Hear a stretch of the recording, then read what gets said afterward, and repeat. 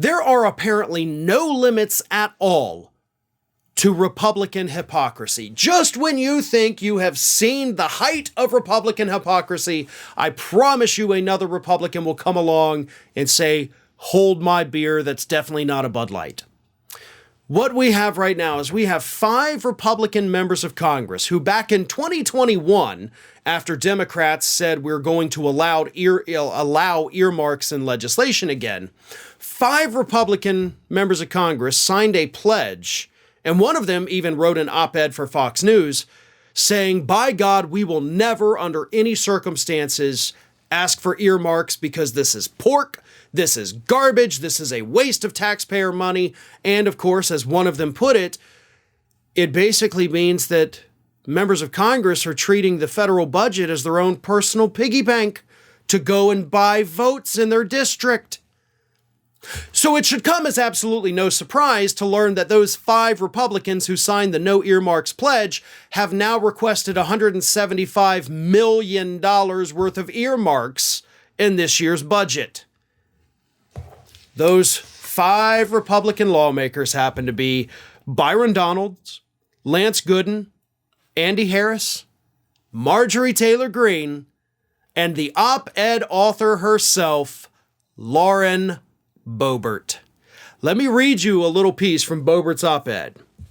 Earmarks are counterproductive tools for entrenched politicians to shut down debate and buy votes.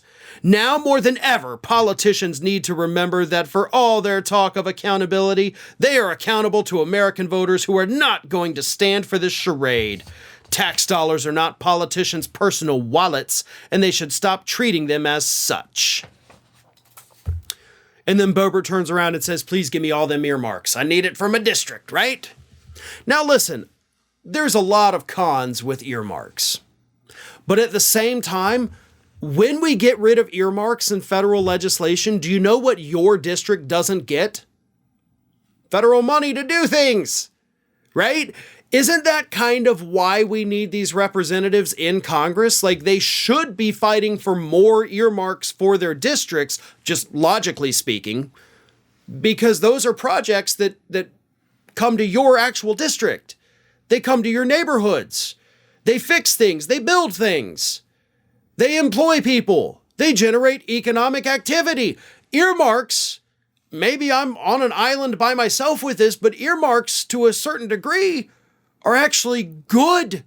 Wouldn't you much rather have $10 million spent in your district building a new YMCA, building a new community center, fixing roads and bridges? Wouldn't you rather have that money spent in your district than spent buying missiles and bombs to go drop on a country you've never even heard of? I mean, I would. I think that's a winning deal. I drive around my city, Matt Gaetz' district, every single day. I know which potholes to avoid.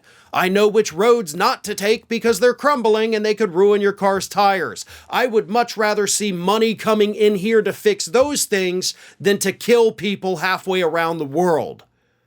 Earmarks are not always evil. And sometimes when Republicans, hell, sometimes even Democrats like to paint things in these big, broad strokes, that everything has to fall into a specific category of good or bad. There's nothing in between. No. Everything is in between.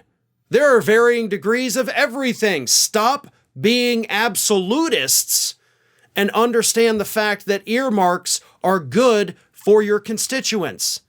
And if you don't believe me, then maybe you ought to ask these 5 Republicans who have decided to become massive hypocrites and demand $175 million for their 5 districts so that they can pander to their voters by actually getting some things done. Ring of Fire has fresh content 7 days a week, so if you want to be reminded about it, don't forget to subscribe to the channel, hit the little bell to be notified every time a new video goes up.